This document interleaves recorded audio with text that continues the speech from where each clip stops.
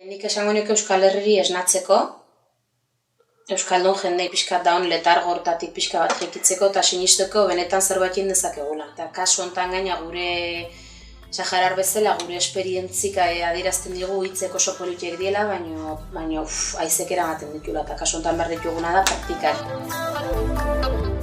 Garazi eta Beñat Hatxenbarek Saharar euskaldunak dira.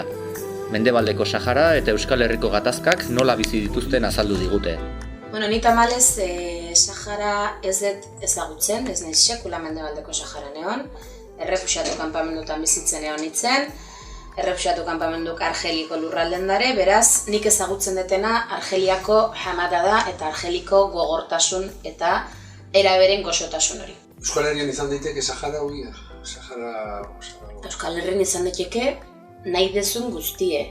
Eta Sahararra izango zean nahi dezun tokin uzten bazaitue edo ez bazaitu ere baita. Berdin. Euskaldun da Saharar izatek, ni uste mundun aurreko optikare bastante eraiten dola. Uste bereziki Euskaldunek hemen bizidan egoera dela eta ulertzen dituzte, ulertzen dute hango gatazka behar bada beste zenbatek, baina askoz zer hobeto.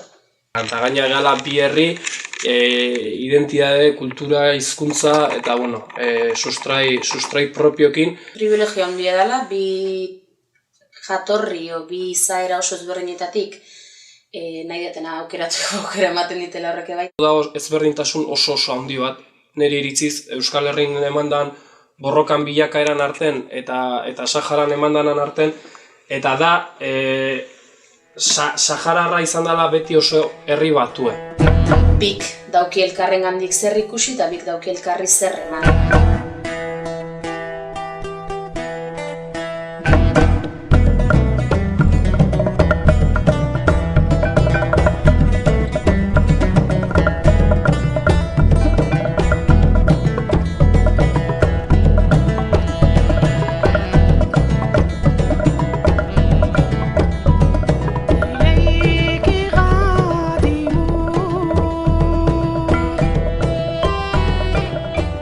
Mila 1964an Marokok eta Mauritaniak Mendebaldeko Sahara inbaditu zutenean, bertako herritarrek basamortuetara alde egin behar izan zuten.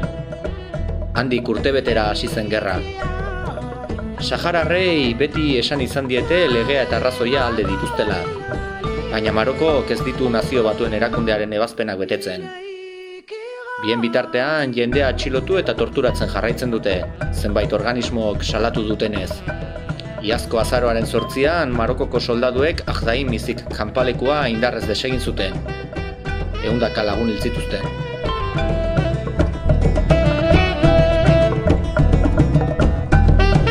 Konturatu naizena da badirudi papaten jendea jabetu dala Saharako gatazka amaitu gabe daola.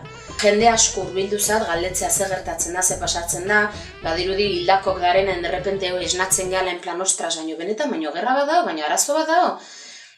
Tamalez, gurekiko, Mendebaldeko Saharako gatazkakiko komunikabidek izan dute nahiko jokabide manipulatzailea Espainiar gobernuk erainda. Nik bai pentsatzen dut jendek sensibilidade hori badaukela, baina hori gaur egun gauzak moitzeko eta benetan honen arduradunek behatzekin seinalatzeko eta bai garatu ardiela beste lanketa batzuk eta nik uste dut Euskal Herrin egunerokotasunen Sahararranak bezalako gatazkak bai eduki behar dola bere leku bat, eduki behar dola baita nagusitasun bat. Imposiblea da, ezinezkoa da mundun daren gatazka guztitaz gana jakitea, baina nik uste dut honekiko bereziko ardura daukeula.